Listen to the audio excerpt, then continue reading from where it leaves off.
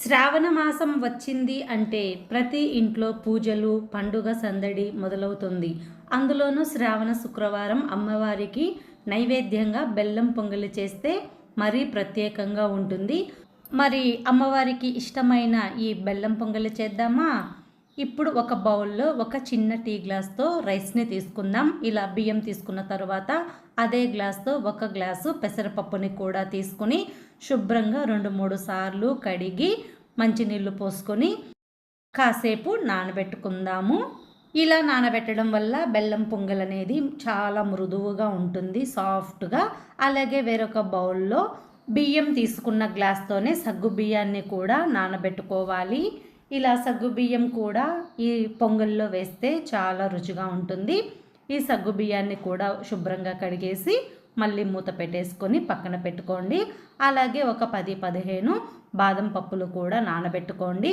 ఇలా నానబెట్టుకున్న బియ్యాన్ని ఒక గిన్నెలోకి అయితే తీసుకోవాలి. మనం ప్రసాదం చేసే గిన్నెలోకి అయితే తీసుకొని ఇందులో నేను 1/2 లీటర్ పాలు తీసుకున్నాను. గ్లాస్తో అయితే నాకు 1.5 గ్లాసు 1/2 లీటర్ పాలు అయితే వచ్చాయి.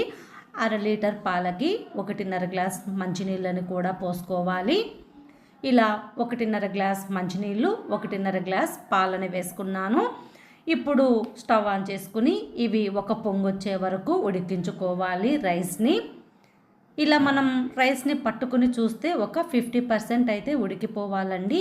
ఇలా ఒక 50% రైస్ ఉడికిన తర్వాత నానబెట్టుకున్న సగ్గు బియ్యాన్ని కూడా ఇందులో వేసుకొని ఇవి ముద్ద కట్టకుండా ఒక 2-3 నిమిషాలు బాగా మీడియం ఫ్లేమ్లో కలుపుకుంటూ ఉండాలండి.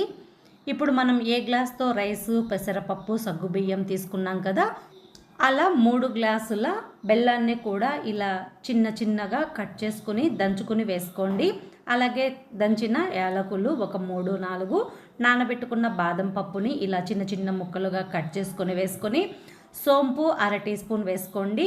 చాలా రుచిగా ఉంటుంది. ఒకవేళ మీకు సోంపు ఇలా వేసుకోవడం ఇష్టం లేకపోతే మెత్తని పొడిలా గ్రైండ్ చేసుకునైనా వేసుకోవచ్చు. అలాగే నెయ్యిలో వేయించిన జీడిపప్పు, ఎండు కొబ్బరి, ద్రాక్షని కూడా వేసుకొని ఇది ఎగుటు అనిపించకుండా కొంచెం సాల్ట్ని కూడా వేసుకోండి, చాలా బాగుంటుంది.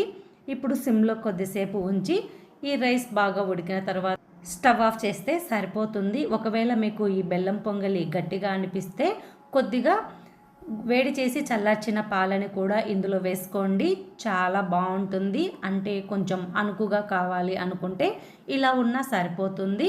ఇప్పుడు ఇందులో కొద్దిగా నెయ్యిని కూడా వేసుకోండి, టేస్ట్ చాలా బాగుంటుంది. ఇలా నెయ్యి వేసిన తర్వాత మళ్ళీ ఒకసారి పొంగలంతా బాగా కలుపుకోవాలి. బెల్లం తీపితో మంచి నెయ్యి సువాసనతో ఎంతో రుచిగా ఉండే ఈ బెల్లం పొంగలిని మీరు తప్పకుండా చేసి అమ్మవారికి నైవేద్యంగా పెట్టండి. అమ్మవారి కరుణ కటాక్షాలు ఎల్లవేళలా మనపై ఉండాలని మనసారా కోరుకుందాం. వీడియో నచ్చితే ఒక లైక్ చేసి షేర్ చేసి మీ ఫ్రెండ్స్కి ఫ్యామిలీ మెంబర్స్కి కుకింగ్ విత్ శిల్పారెడ్డి ఛానల్ని సబ్స్క్రైబ్ చేయండి. Thank you for watching video.